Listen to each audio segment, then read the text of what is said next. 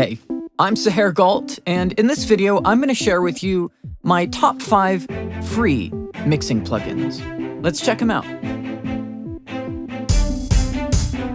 So the first free plugin I want to tell you about is Valhalla's FreeG Echo Delay. If you don't know what a delay is, basically it repeats the signal that's fed to it after a short delay. And you can specify that delay in milliseconds or have it sync to your tempo as a rhythmic unit, quarters, eighths, sixteenths, and so on. Let's use quarter notes for this. So you see the original piano note generates echoes after a quarter note. And you notice the delay doesn't just repeat once. That's what feedback's about. It controls how much of the delayed signal itself gets fed back into the delay unit. There's low cut and high cut. These are standard EQ filters applied just to the delay. Use low cut to thin out the delays a little bit, high cut to make it sound distant or a little more lo-fi. Of course, you can force the delay to be mono. Let's keep it as stereo. But the frequency shifter is what makes FreeG Echo special. We can start to shift the frequency of the delay, and if we use it in small doses, it'll create a kind of chorusing effect. In large doses, we can create some really interesting sounds. Frequency shifters don't preserve the harmonic relationships within the sound. That's why FreeG Echo has some really transformative qualities. So you can use FreeG Echo as a really standard, simple delay, but you probably already have those in your DAW. The frequency shifter is what makes it special and allows you to be creative with it. Now I want to show you Bittersweet from Flux, which is a kind of transient designer.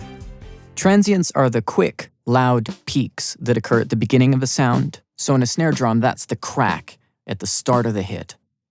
And Bittersweet will soften the transient towards the sweet side of the dial.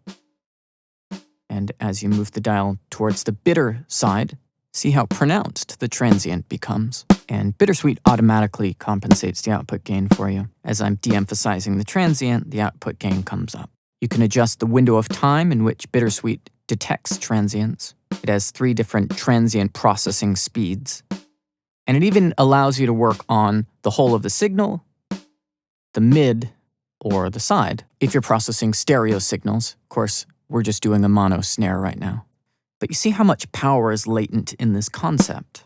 You can really reshape a sound. It has implications not just for mixing work, but creative sound design uses too.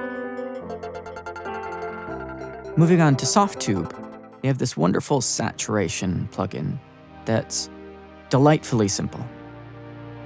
Bring up the dial, and you get increasing amounts of this distortion. I want it just at the brink of breaking up. The only other setting it has is the 3 saturation types. Neutral, one that preserves more detail in the low, and one that preserves more detail in the high frequencies, which I quite like for this. Now I plan to talk about saturation in more detail in a future video, different reasons why you might want to use it. But for this, well, you can just hear it. Gives the synth a destroyed but larger than life quality. Now you might have noticed that it also makes everything a fair bit louder. And that gives me the perfect opportunity to show you this next plugin, which is FreeG by Synoxis. So it basically has all the controls you generally have on your DAW channels. You have a trim, an overall fader, there's panning, you can even flip polarity. And the idea is that while these controls are really useful on a DAW channel, they're only at one place in the signal chain. So if a plugin doesn't allow you to control its output gain, like this Softube saturation plugin, then you'd have no easy way to bring down the gain before you hit the next plugin, which means the next plugin might clip. Well, that's where FreeG comes in.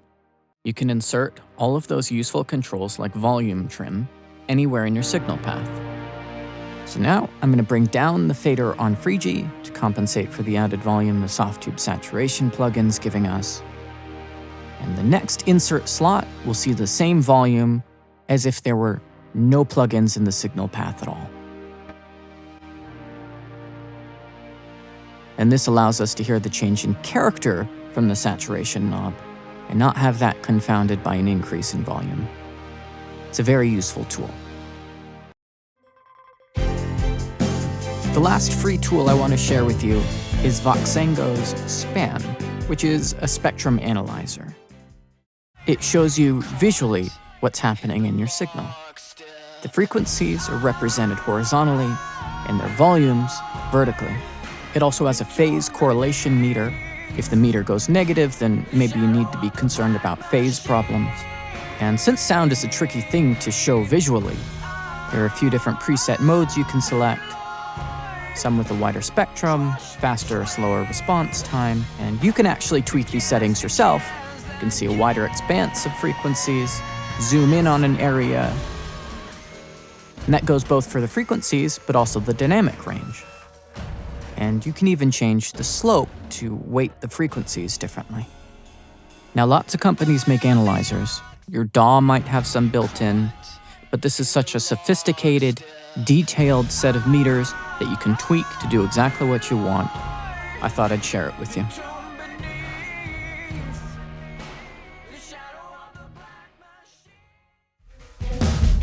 All right, that's it for this video. I'll put the links for the plugins in the description.